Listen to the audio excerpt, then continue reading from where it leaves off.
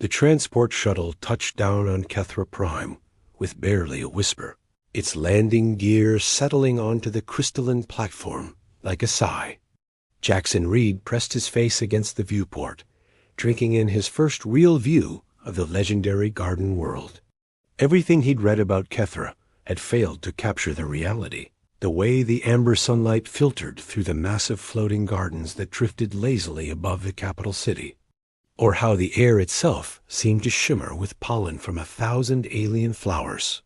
"Stop gawking like it's your first time off Earth," muttered Henrik Moss, the trade liaison who'd been assigned as Jackson's guide.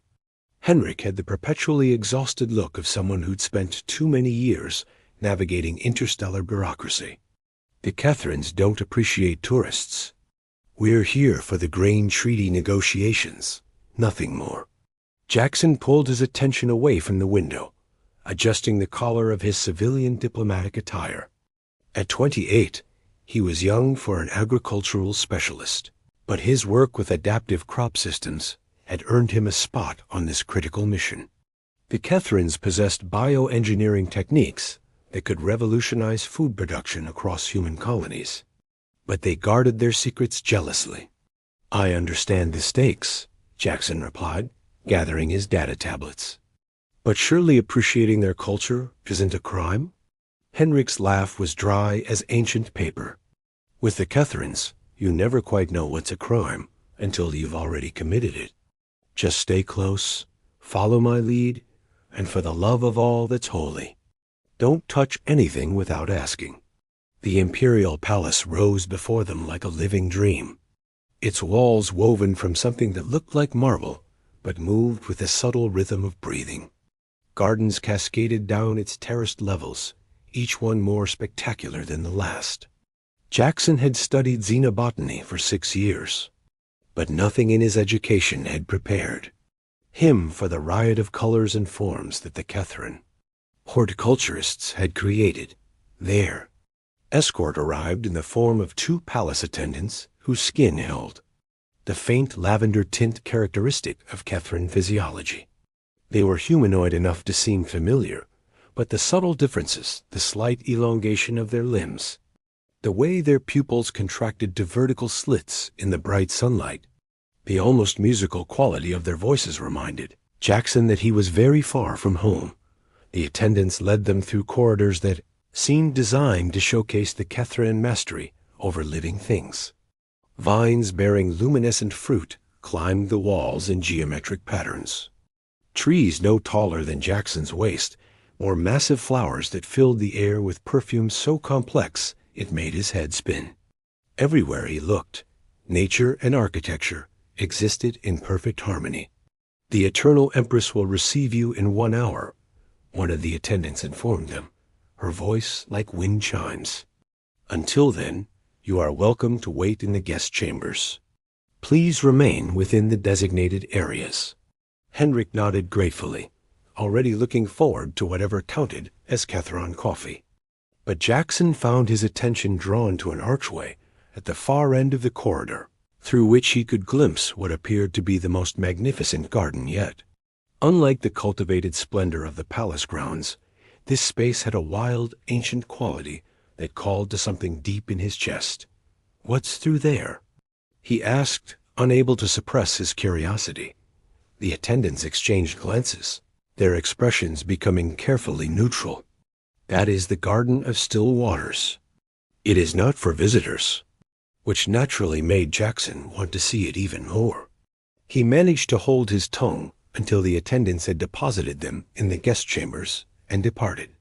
Henrik immediately located the beverage dispenser and collapsed into a chair, but Jackson drifted to the window, trying to catch another glimpse of that mysterious garden. "I'm going to stretch my legs," he announced. Henrik waved a hand without looking up from his tablet. "Fine, fine. Just don't get lost. And don't touch anything." Jackson slipped out of the guest chambers with the ease of someone who'd spent his childhood sneaking into restricted greenhouse sections. The palace corridors were quieter now, most of its inhabitants occupied with the afternoon rest period that Kethran culture considered sacred. He retraced their path until he found the archway again. Pausing at its threshold, the Garden of Still Waters lay before him like a secret the universe had been keeping. A series of reflecting pools stretched into the distance, each one perfectly mirror smooth, despite the gentle breeze that rustled through the surrounding vegetation. Trees with silver bark and leaves that seemed to capture and hold light grew at precise intervals, creating patterns that were almost mathematical in their beauty. At the garden's heart, a single fountain rose from the largest pool, its water ascending in a spiraling helix that defied gravity. Jackson knew he shouldn't enter. Every instinct, trained by years of diplomatic protocol, screamed at him to turn back. But the scientist in him, the part that had always been more interested in understanding and in following rules, took a step forward. Then another dot the garden embraced him like a lover's whisper. The air here was different, cooler, carrying scents that seemed to bypass his nose entirely and speak directly to his memories. He found himself walking toward the central fountain, mesmerized by the way the water seemed to move in time with his heartbeat. He was so focused on the fountain that he didn't hear the footsteps behind him until a voice cut through the garden's tranquility. Like a blade through silk. "You dare." Jackson spun around, his heart leaping into his throat. The woman who stood at the garden's entrance was tall, easily 6.5 feet, with the lavender-tinted skin of the Catharines. But there was something about her that spoke of danger rather than delicacy. She wore armor that seemed to grow from her body, organic plates that shifted color from deep purple to midnight blue as she moved. Her hair was bound in an intricate series of braids adorned with what looked like living flowers, and her eyes, amber and intense, fixed on him with the focus of a predator. Jackson began, but she cut him off with a gesture. "This garden is sacred," she said, her voice carrying a musical quality that somehow made the words more threatening. "It has been forbidden to outsiders since the founding of our empire 3,000 years ago. The penalty for trespass is death, or the chance to defend your honor in ritual combat." Jackson's mouth went dry. He'd known the Catharines took their traditions seriously, but this seemed excessive. "I apologize. I didn't see any warning signs, and I'm new to your world. Surely we can—" "You apologize." The woman moved closer, each step precise and measured. Now that she was nearer, Jackson could see the intricate tattoos that covered her arms, patterns that seemed to move in the shifting light. Words without weight. "The Garden of Still Waters is where we commune with our ancestors, where the spirits of fallen warriors find peace. Your presence here is not merely a violation of law, but a desecration of the sacred." She stopped a few paces away, close enough that Jackson could see the way her pupils had contracted to thin slits in the garden's dappled sunlight. "I am Thyra Sylvain, guardian of the Eternal Empress, keeper of the ancestral gates. I have trained in the art of Vantara since I could walk. I have defeated 63 challengers and lost none. I offer you the warrior's choice. Accept your death with dignity, or face me in the circle of judgment and die with the possibility of honor." Jackson's mind raced. This was insane. He was an agricultural specialist, not a fighter. The logical choice was obvious: apologize profusely, throw himself on diplomatic immunity, let Henrik and the others sort out this mess. He'd stumbled into something he didn't understand, and the smart thing would be to back down. But as he met Thyra's amber eyes, he saw something that made him hesitate. Beneath the ritual fury and formal challenge, there was a flicker of something else. Curiosity, perhaps. Or was it disappointment? As if she expected him to cower, to prove himself just another soft human, unworthy of respect. The words left his mouth before his brain could properly veto them. "I accept your challenge." The garden fell silent. Even the fountain seemed to pause in its impossible ascent. Thyra's eyes widened fractionally, the first crack in her warrior's mask. "You accept?" Her voice had lost some of its ceremonial weight, touched now with genuine surprise. "I accept," Jackson repeated, his heart hammering, but his voice steady. "If I've caused offense, I'll answer for it according to your customs." Something shifted in Thyra's expression, like clouds parting to reveal unexpected sky. Her hand, which had been resting on what looked like a blade growing from her armor, relaxed slightly. "Very well. 3 days from now, at dawn, we meet in the circle of judgment. Prepare yourself, human. You have chosen to face death with honor." As she turned to leave, Thyra paused, glancing back over her shoulder. The harsh light of the garden caught her profile, and for just a moment, Jackson could have sworn he saw approval in those amber eyes. "What is your name?" she asked quietly. "Jackson Reed." "Jackson Reed," she repeated, as if testing the weight of the syllables. "I will remember it when I speak of this day." Then she was gone, leaving Jackson alone in the Forbidden's garden with his rapidly beating heart and the dawning realization that he had just agreed to fight a warrior who had never lost a duel. Henrik was going to kill him, if Thyra didn't do it first. The news of Jackson's impending duel spread through the human delegation like wildfire through dry grass. Henrik had nearly choked on his Kethran tea when Jackson returned to the guest chambers and explained what had happened. The trade liaison's face had cycled through several shades of red before settling on a pale gray that suggested either fury or impending cardiac arrest. "You accepted a death match," Henrik said for the third time, as if repetition might somehow change reality. "With Thyra Sylvain." The Thyra Sylvain. The woman who once fought off an assassination attempt by 12 trained killers without sustaining a single wound. Jackson sat on the edge of his bed, still processing his own decision. "I didn't really have much choice." She said, "Death or death with honor." "I chose the option with honor in it." "That's not honor. That's just death with extra steps." Henrik paced the length of the guest chamber, his hands gesturing wildly. "Do you have any idea what Ventara is?" "It's not boxing or fencing or any civilized form of combat. It's a full-contact martial art that incorporates weapons, hand-to-hand fighting, and something they call spirit channeling that nobody quite understands, but apparently makes them even more lethal." "I've been reading about it," Jackson said quietly, pulling up his data tablet. For the past hour, while Henrik had been arguing with various embassy officials, Jackson had been devouring every piece of information he could find about Kethran combat traditions. Ventara translates to the breath of truth. It's not just about defeating an opponent. It's about revealing their true nature through combat. Henrik stopped pacing. "And what exactly do you think your true nature is going to look like when it's smeared across the circle of judgment?" Before Jackson could answer, a chime announced a visitor. Henrik opened the door to find one of the palace attendants holding an ornate box carved from what looked like living wood, its surface covered in flowing script that seemed to shift and change as Jackson watched. "A gift from Guardian Thyra Sylvain," the attendant announced, bowing slightly. "She says that all challengers must enter the circle properly equipped." The attendant departed, leaving the box on the table. Jackson approached it cautiously, aware of Henrik's whispered warnings about Kethran gift-giving protocols.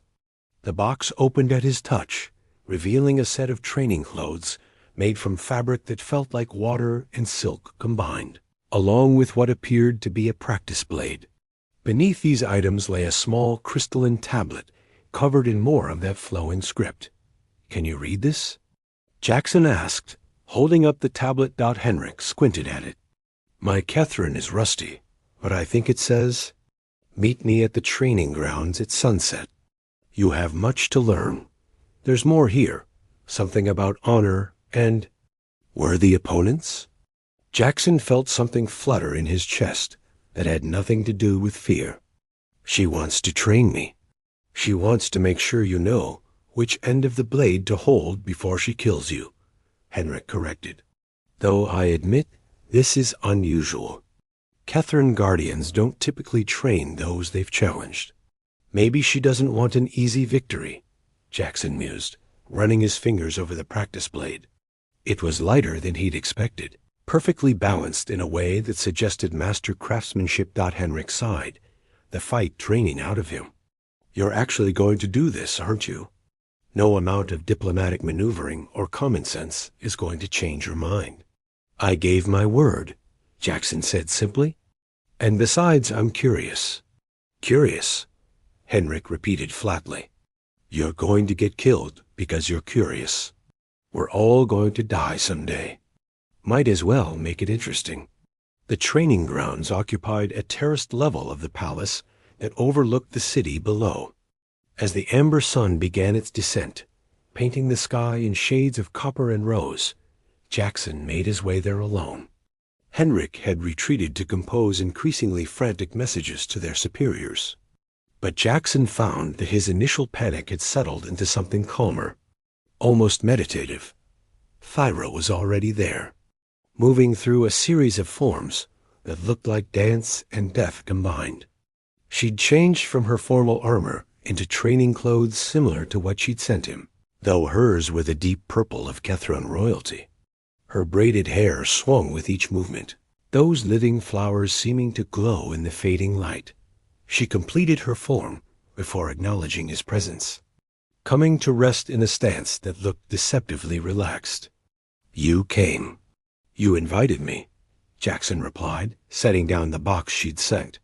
Though I admit, I expected you to spend the next 3 days sharpening your blades and planning my funeral, not offering training sessions.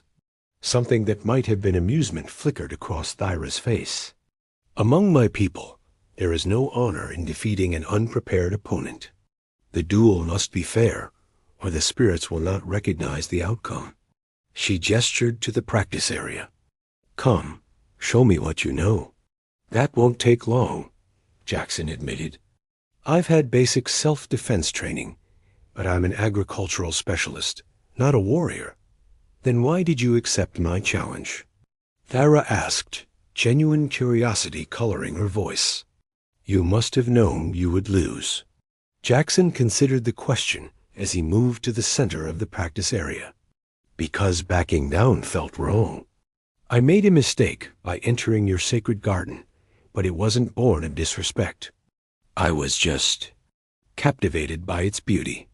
Running away or hiding behind diplomatic immunity would have suggested I didn't understand the gravity of what I'd done. Accepting your challenge was the only way to show that I took your tradition seriously. Thyra was quiet for a long moment, her amber eyes studying him with an intensity that made Jackson's skin prickle. You speak with unexpected wisdom for one so young. How old are you, Jackson Reed? 28 standard years. You? 32 of your years. Among my people, I am considered young for a guardian of my rank. She picked up 2 practice blades, tossing one to Jackson with casual grace. Show me your stance. What followed was the most grueling 2 hours of Jackson's life. Thyra proved to be a demanding but surprisingly patient teacher, correcting his posture with touches that were firm but never rough, demonstrating techniques with fluid movements that made combat look like poetry.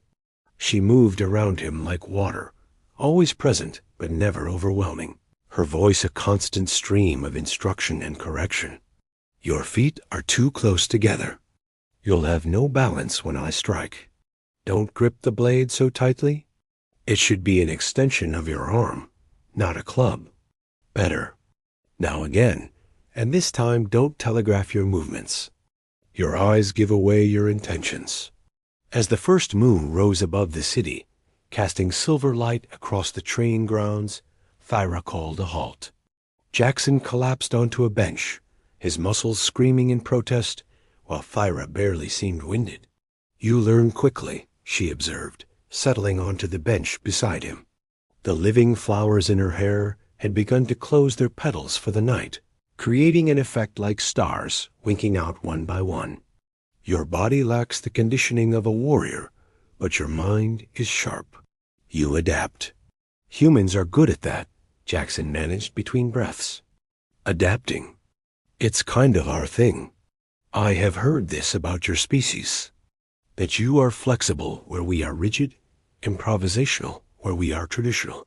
Thyra gazed out over the city, her profile limned in moonlight. Some of my people see this as weakness, but I wonder if perhaps it is a different kind of strength. Jackson turned to look at her, really look at her, for the first time since they'd begun training. Sweat glistened on her lavender skin, and a few strands of hair had escaped her braids to frame her face. She was beautiful, he realized, in a way that had nothing to do with human standards, and everything to do with the fierce intelligence in her eyes. The proud set of her shoulders, the way she moved like music given form. Can I ask you something? He ventured. You may ask. I may not answer. Why did you challenge me to a duel instead of just having me arrested or deported? I'm assuming your people have less lethal ways of dealing with trespassers.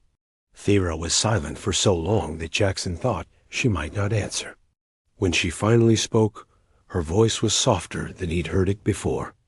The Garden of Still Waters was my grandmother's favorite place. She was a great warrior, a guardian like me, and when she died in defense of the Empress, her spirit was honored there.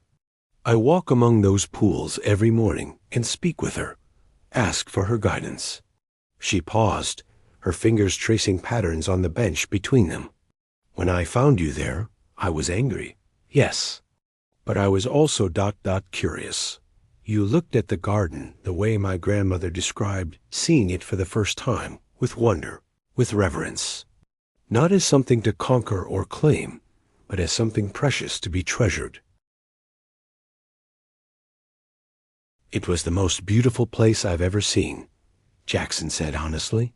And yet, you knew it was forbidden. The attendants told you as much. They did, Jackson admitted. I should have listened. I have a bad habit of letting curiosity override common sense. A flaw that will likely get you killed in 2 more days, Thyra said, but there was no heat in the words. If anything, she sounded almost regretful. They sat in comfortable silence as the second moon rose to join the first, bathing the training grounds in layered light. Below them, the city twinkled with bioluminescent lanterns, creating patterns that echoed the constellations above. Thyra, Jackson said carefully, what happens if I somehow manage not to die in this duel? I mean, hypothetically. Hypothetically, she repeated, and he could hear the smile in her voice, even though he wasn't looking at her. If you were to survive? Or even though this is exceedingly unlikely, if you were to impress the spirits with your performance, the offense would be considered answered. You would be free to complete your diplomatic mission. And if I don't survive? Then I will speak well of you to the spirits and ensure your body is returned to your people with honor.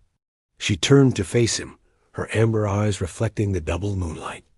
I do not wish for your death, Jackson read, but I am bound by oath and tradition. The challenge has been issued and accepted. We cannot turn back now. I wouldn't want to, Jackson said, surprising himself with the truth of it. These past few hours, learning from you, understanding a fraction of what Ventara means, it's been worth whatever comes next. Something shifted in Thyra's expression, a softening around her eyes that made Jackson's breath catch. You are not what I expected, human. Most of your kind who come here see only profit margins and trade advantages. They look at our world and see resources to exploit. But you, she reached out, her fingers hovering just above his hand. You see beauty. You see meaning. You stumbled into that garden, not because you sought to violate it, but because you couldn't resist being drawn to something sacred. Her fingers settled onto his, the touch feather-light, but sending electricity racing up Jackson's arm. I have fought 63 duels, Jackson Reed, defeated 63 opponents who challenged the honor of the Empress or violated our laws. Each time, I felt nothing but the satisfaction of duty fulfilled. But with you? She trailed off, withdrawing her hand as if burned. I should not say more. It would be inappropriate given what must happen in 2 days. Thyra. She stood abruptly, her warrior's mask sliding back into place. Tomorrow night, same time. We will continue your training. Rest now, Jackson Reed. You will need your strength. She was halfway across the training grounds before Jackson found his voice. Thyra, wait. She paused but didn't turn back. Thank you, he called. For tonight. For treating me like someone worth teaching instead of just someone to defeat. For a long moment, she stood frozen in the moonlight. Then, so quietly, he almost missed it. You are welcome. Jackson Reed, sleep well. As her figure disappeared into the palace shadows, Jackson remained on the bench, his hand still tingling from where she'd touched him. Whatever he'd expected when he'd stumbled into that forbidden garden. It wasn't this strange connection forming between him and the warrior sworn to potentially end his life. Henrik was right. About one thing, he was definitely going to die. But maybe, just maybe, not in the way anyone expected. The twin moons climbed higher in the sky, and somewhere in the palace, 2 hearts beat in unexpected rhythm, counting down the hours until a dawn that would change everything.